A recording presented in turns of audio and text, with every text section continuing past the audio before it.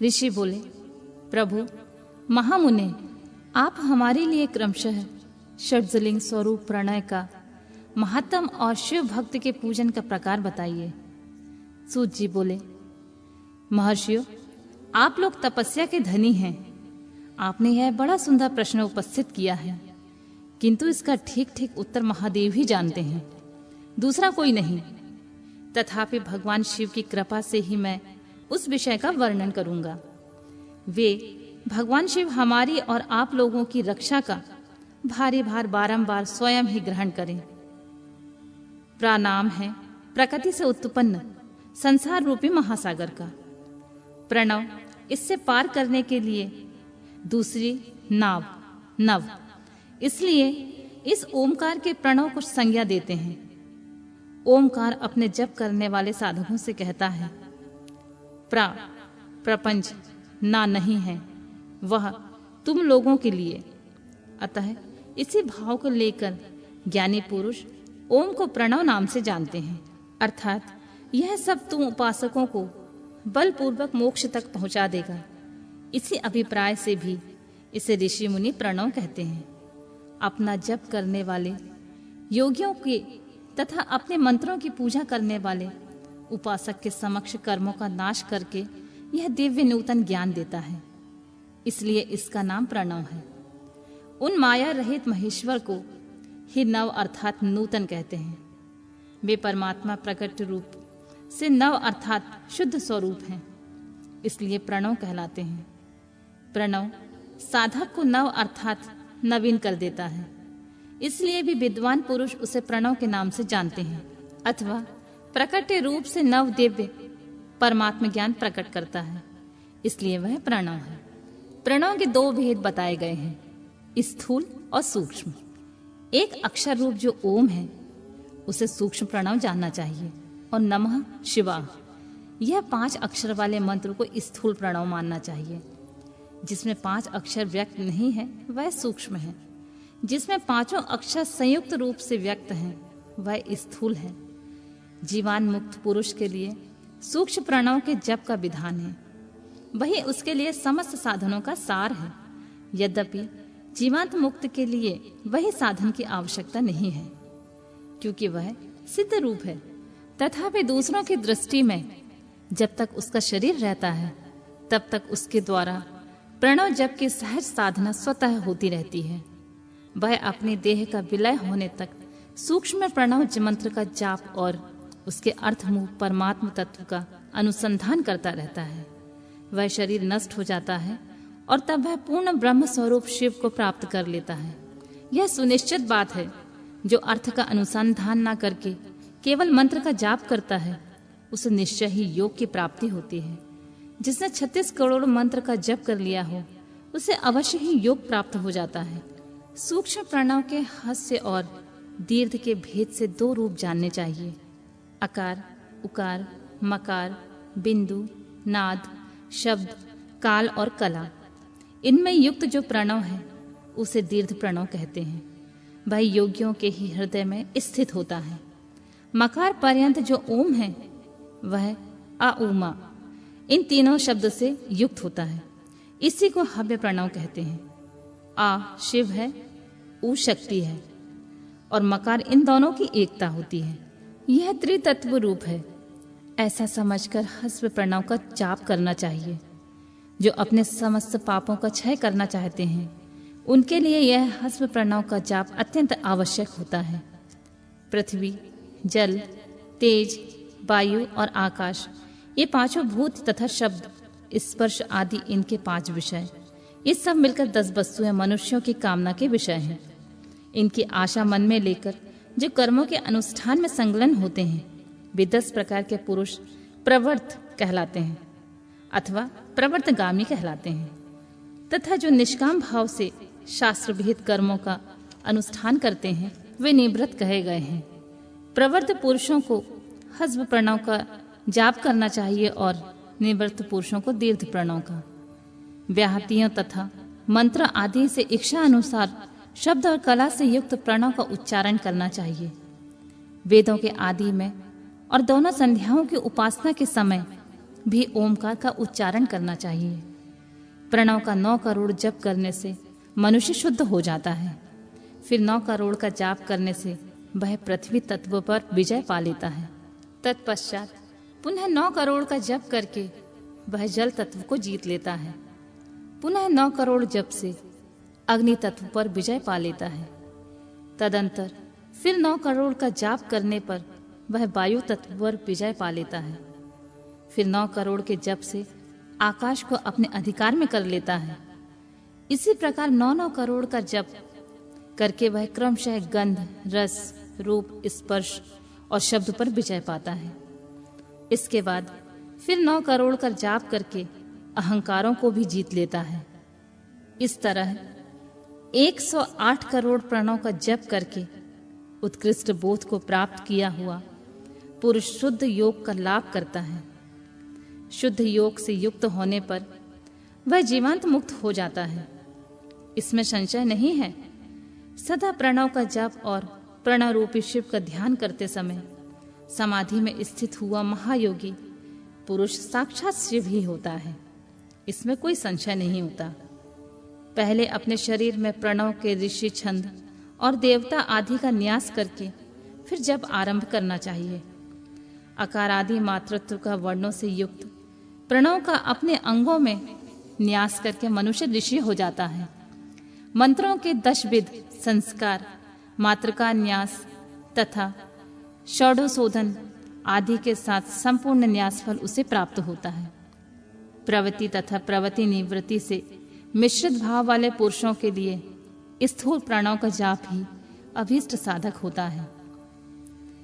क्रिया, तप और जप के योग से शिव योगी 3 प्रकार के होते हैं, जो क्रमशः क्रिया योगी, तपो योगी और जप योगी कहलाते हैं, जो धन आदि वैभव से पूजा सामग्री का संचय करके हाथ आदि अंगों से नमस्कार आदि क्रिया करते हुए इष्ट देव की पूजा में लगा रहता है, वह क्रिया योगी कहलाता है।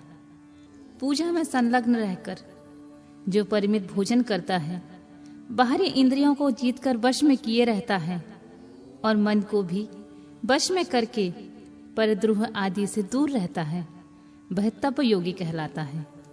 इन सभी सद्गुणों से युक्त होकर जो सदा शुद्ध भाव से रहता है तथा समस्त काम आदि दोषों से रहित हो शांत चित्त से निरंतर जप किया करता है, उसे महात्मा पुरुष जप योगी मानते हैं। जो मनुष्य 16 प्रकार के उपचारों से शिव योगी महात्माओं की पूजा किया करता है, वह शुद्ध होकर सालों के आदि के क्रम से उत्तरोत्तर उत्कृष्ट मुक्ति को प्राप्त कर लेता है। द्विजो, अब मैं जप योग का वर्णन करता हूँ, तुम सब लोग ध्यान देकर सुनो। तपस्या करने के लिए जप का उपदेश किया गया है, क्योंकि वह जप करते करते अपने आप को सर्वथा शुद्ध कर लेता है। ब्राह्मणों, पहले नमः पद हो, उसके बाद चतुर्थी विभक्ति में शब्द शिव हो, तो पज्जा तत्वात्मक तत्व नमः शिवाय मंत्र होता है। इसे शिव पज्जाक्षर कहते हैं। यह स्थूल प्रणव रूप है। इस पज्जाक्षर के जप से ही मनुष्य संपूर्ण सिद्धियों को प्राप्त कर लेता है। पज्जाक्षर मंत्र के आदि से ओमकार लगाकर ही सदा उसका जप करना चाहिए। दूजो, गुरु के मुख से पज्जाक्षर मंत्र का उपदेश पाकर जहाँ सुखपूर्वक निवास किया जाता है, ऐसी उत्तम भूमि पर महीने के पूर्व पक्ष में आरंभ करके कृष्ण पक्षी की चतुर्दशी तक निरंतर जप करता रहे। माघ और भादों के महीने अपना विशिष्ट महत्व रखते हैं। यह समय सब समयों से उत्तोत्तम माना गया है। साधक को चाहिए वह प्रतिदिन एक बार परिमित भोजन करे, मौन रहे, इंद्रियों को वश में रखे, अपने स्वामी और माता पिता की नित्य सेवा करे। इस नियम से रहकर जप करने वाला पुरुष एक सहस्त्र जप से ही शुद्ध हो जाता है, अन्यथा वह ऋणी होता है। भगवान शिव का निरंतर चिंतन करते हुए पज्जाक्षर मंत्र का 5 लाख का जप करे। जप काल में इस प्रकार ध्यान करे, कल्याणदाता भगवान शिव कमल के आसन पर विराजमान हैं। उनका मस्तक श्री गंगा जी तथा चंद्रमा की कला से सुशोभित है। उनकी बाईं जांघ पर आदि शक्ति भगवती उमा बैठी हैं। वहां खड़े हुए बड़े बड़े गण भगवान शिव की शोभा बढ़ा रहे हैं। महादेव जी अपने चारों हाथों में मृग मुद्रा, टंग तथा वर और अभय की मुद्राएं धारण किए हुए हैं। इस प्रकार सदा सब पर अनुग्रह करने वाले भगवान सदाशिव का बारंबार स्मरण करते हुए हृदय और सूर्यमंडल से पहले उनकी मानसिक पूजा करके फिर पूर्वाभिमुख हो जाकर पूर्वोक्त पंचाक्षरी विद्या का जाप करें। उन दिनों साधक सदा ही शुद्ध कर्म करे। जप की समाप्ति के दिन कृष्ण पक्ष की चतुर्दशी को प्रातःकाल नित्य कर्म करके शुद्ध एवं सुंदर स्थान में शौच संतोष आदि नियमों से युक्त हो शुद्ध हृदय से पंचाक्षर मंत्र का 12 सहस्त्र जप करें। तत्पश्चात 5 सपत्नीक ब्राह्मणों को जो श्रेष्ठ और शिव भक्त हों वरण करें। इनके अतिरिक्त एक श्रेष्ठ आचार्य प्रवर का भी वरण करें और उसे साम्य सदाशिव का स्वरूप समझें। ईशान तत्पुरुष, अघोर, वामदेव तथा सज्जोजात, इन 5 के प्रतीक स्वरूप 5 ही श्रेष्ठ और शिव भक्त ब्राह्मणों को वरण करने के पश्चात पूजन सामग्री को एकत्रित करके भगवान शिव का पूजन आरंभ करें। विधि पूर्वक शिव की पूजा संपन्न करके होम आरंभ करें। अपने ग्रह सूत्र के अनुसार सुखांत कर्म करके अर्थात परिसमुहन, उपलेपन, उल्लेखन, मृदु उदरण, अभ्युक्षण, इन पज्य भू संस्कारों के पश्चात वेदी पर स्वामी मुख अग्नि को स्थापित करें। कुशक पिंडिका के अनंतर प्रज्वलित अग्नि में आज भगांत आहुति देकर प्रस्तुति होम का कार्य आरंभ करें। कपिला गाय के घी से 11, 101 अथवा 1001 आहुतियां स्वयं ही दें अथवा विद्वान पुरुष शिव भक्त ब्राह्मण से 108 आहुतियां दिलाएं। होम कर्म समाप्त होने पर गुरु को दक्षिणा के रूप में 1 गाय और 1 बैल देना चाहिए। ईशान आदि का प्रतीक रूप जिन 5 ब्राह्मणों को वरण किया गया हो उनको ईशान आदि का स्वरूप ही समझें तथा आचार्य को साम्य सदाशिव का स्वरूप माने। इसी भावना के साथ उनके चरण धोएं और उनके चरणोदक से अपने मस्तक को सींचें। ऐसा करने से वह साधक अनगिनत तीर्थों में तत्काल स्नान करने का फल प्राप्त कर लेता है। उन ब्राह्मणों को भक्ति पूर्वक दशांश अन्न देना चाहिए। गुरु पत्नी को पराशक्ति मानकर उनका भी पूजन करें। ईशान आदि क्रम से उन सभी ब्राह्मणों का उत्तम अन्न से पूजा करके अपने वैभव विस्तार के अनुसार रुद्राक्ष, वस्त्र, बड़ा और पुआ आदि अर्पित करें। तदनंतर दिक्पाल को बलि देकर ब्राह्मणों को भरपूर भोजन कराएं। इसके बाद देवेश्वर शिव से प्रार्थना करके अपना जाप समाप्त करें। इस प्रकार पुरुषरण करके मनुष्य उस मंत्र को सिद्ध कर लेता है। फिर 5 लाख जप करने से समस्त पापों का नाश हो जाता है। तदनंतर पुनः 5 लाख जप करने पर अतल से लेकर सत्यलोक तक 14 भुवनों पर क्रमशः अधिकार प्राप्त हो जाता है। यदि अनुष्ठान पूर्ण होने से बीच में साधक की मृत्यु हो जाती है तो वह परलोक में उत्तम भोग भोगने के पश्चात पुनः पृथ्वी पर जन्म लेकर पंचाक्षर मंत्र के जप का अनुष्ठान करता है। समस्त लोगों का ऐश्वर्य पाने के पश्चात वह मंत्र को सिद्ध करने वाला पुरुष यदि पुनः 5 लाख जप करे तो उसे ब्रह्मा जी का सामीप्य प्राप्त होता है। पुनः 5 लाख जप करने से सारूप्य नामक ऐश्वर्य प्राप्त होता है।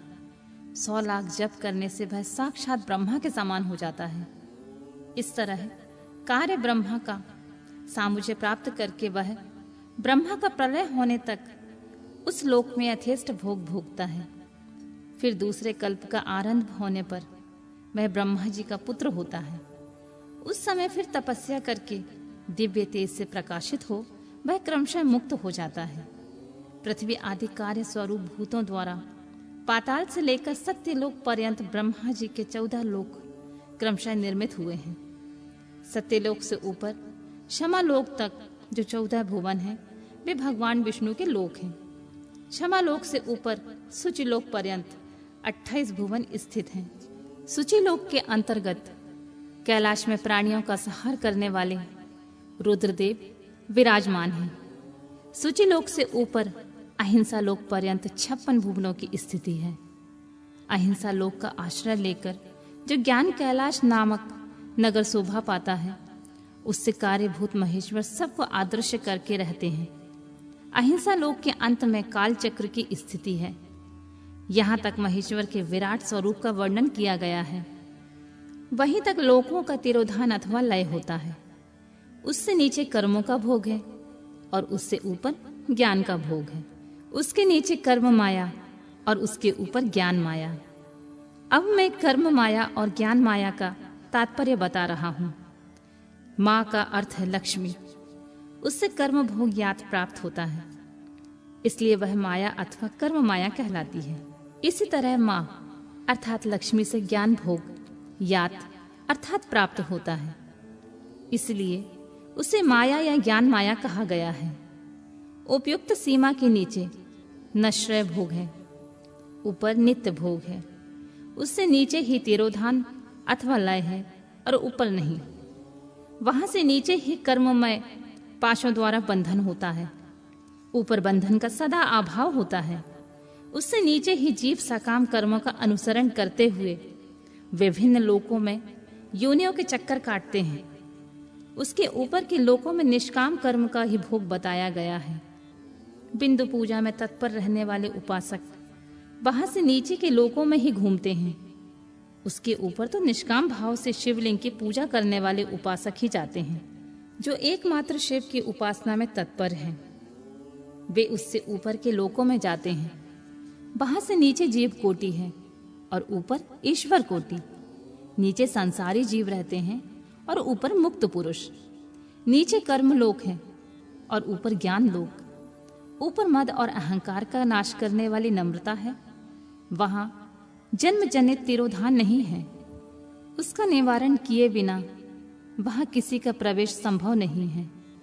इस प्रकार तिरोधान का निवारण करने से वहां ज्ञान शब्द का अर्थ ही प्रकाशित होता रहता है।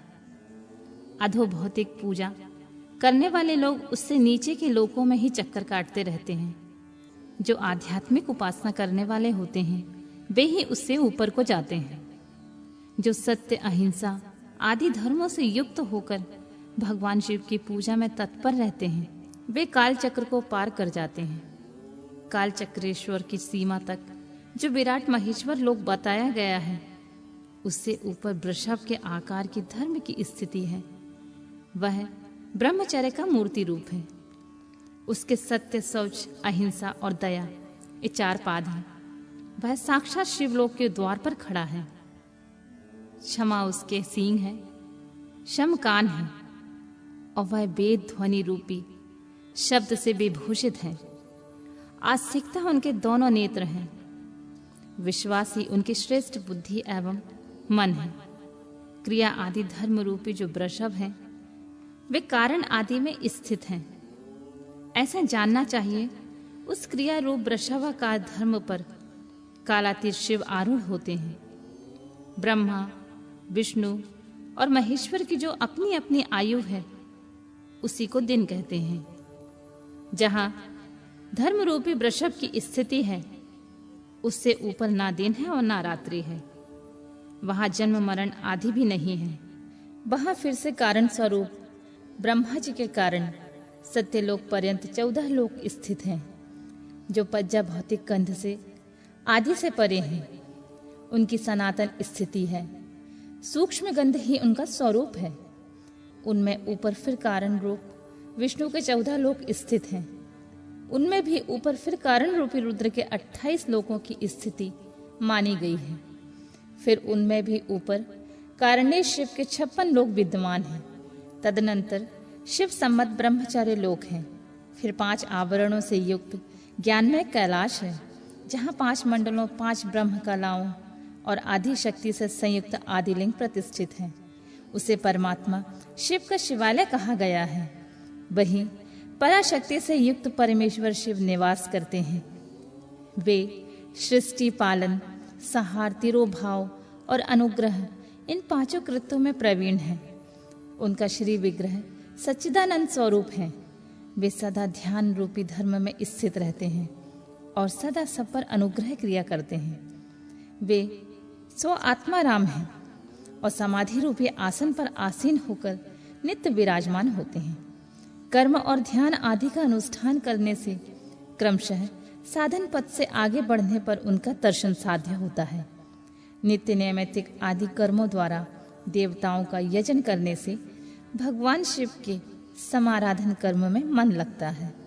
यदि क्रिया आदि जो शिव संबंधी कर्म हैं उनके द्वारा शिव ज्ञान सिद्ध करें, जिन्होंने शिव तत्व का साक्षात्कार कर लिया अथवा जिन पर शिव की कृपा दृष्टि पड़ चुकी है, वे सब मुक्त ही हैं। इसमें संशय नहीं है। आत्म स्वरूप से जो स्थिति है वही मुक्ति है। एकमात्र अपने आत्मा में रमण या आनंद का अनुभव करना ही मुक्ति का स्वरूप होता है। जो पुरुष क्रिया, तप, जप, ज्ञान और ध्यान रूपी धर्मों में भली भांति स्थित है, वह शिव का साक्षात करके स्वरात्मा स्वरूप मोक्ष को भी प्राप्त कर लेता है। जैसे सूर्यदेव अपनी किरणों से अशुद्धि को दूर कर देते हैं, उसी प्रकार कृपा करने में कुशल भगवान शिव अपने भक्त के अज्ञान को मिटा देते हैं। अज्ञान की निवृत्ति हो जाने पर शिव ज्ञान स्वतः प्रकट हो जाता है। शिव ज्ञान से अपना विशुद्ध स्वरूप आत्मारामत्व प्राप्त होता है और आत्मारामत्व की सम्यक की सिद्धि हो जाने पर मनुष्य कृतकृत्य हो जाता है। इस तरह यहाँ जो बताया गया है वह पहले मुझे गुरु परंपरा से प्राप्त हुआ था। तत्पश्चात मैंने पुनः जगदीश्वर के मुख से इस विषय को सुना था। नंदी स्थान से परे जो स्वयं वैद्य शिव वैभव है, उनका अनुभव केवल भगवान शिव को ही है। साक्षात शिवलोक में उस वैभव का ज्ञान सबको शिव की कृपा से ही हो सकता है, अन्यथा नहीं। ऐसे आस्तिक पुरुषों का कथन है। साधक को चाहिए कि वह 5 लाख जप करने के पश्चात भगवान शिव की प्रसन्नता के लिए महाभिषेक एवं नैवेद्य निवेदन करके शिव भक्तों का पूजन करे। भक्ति की पूजा से भगवान शिव बहुत प्रसन्न होते हैं। शिव और उनके भक्त में कोई भेद नहीं है, वह साक्षात शिव स्वरूप ही होते हैं। शिव स्वरूप मंत्र को धारण करके वह शिव ही हो गया रहता है। शिव भक्त का शरीर शिव रूप ही होता है, अतः उनकी सेवा में तत्पर रहना चाहिए। जो शिव के भक्त हैं वे लोक और वेद की सारी क्रियाओं को जानते हैं। जो क्रमशः जितना जितना शिव मंत्र का जाप कर लेता है, उसके शरीर को उतना ही उतना शिव का सामीप्य प्राप्त हो जाता है। इसमें संशय नहीं है। शिव भक्त स्त्री का रूप देवी पार्वती का ही स्वरूप होता है। वह जितना मंत्र जपती है उसे उतना ही देवी का सानिध्य प्राप्त होता है। साधक स्वयं शिव स्वरूप होकर पराशक्ति का पूजन करे। शक्ति, वैर तथा लिंग का चित्र बनाकर अथवा मिट्टी आदि से इसकी आकृति का निर्माण करके प्राण प्रतिष्ठा पूर्वक निष्कपट भाव से इनका पूजन करें। शिवलिंग को शिव मानकर, अपने को शक्ति रूप समझकर, शक्ति लिंग को देवी मानकर और अपने को शिव रूप समझकर शिवलिंग को नाद रूप तथा शक्ति को बिंदु रूप मानकर परस्पर सटे हुए शक्ति लिंग और शिवलिंग के प्रति उप प्रधान और प्रधान की भावना रखते हुए जो शिव और शक्ति का पूजन करता है, वह मूल रूप की भावना करने के कारण शिव रूप ही है। शिव भक्त शिव मंत्र रूप होने के कारण शिव के ही स्वरूप होते हैं। जो 16 उपचारों से उनकी पूजा करता है उसे अभीष्ट वस्तुओं की प्राप्ति होती है। जो शिवलिंगो उपासक शिव भक्ति की सेवा आदि करके उसे आनंद प्रदान करता है, उस विद्वान पर भगवान शिव बड़े प्रसन्न होते हैं। 10, 5 या 100 सपत्नीक शिव भक्तों को बुलाकर भोजन आदि के द्वारा पत्नी सहित उनका सदैव समादर करें। धन में, देह में और मंत्र में शिव भावना रखते हुए उन्हें शिव और शक्ति का स्वरूप जानकर निष्कपट भाव से उनकी पूजा करें। ऐसा करने वाला पुरुष भूतल पर फिर जन्म नहीं लेता है।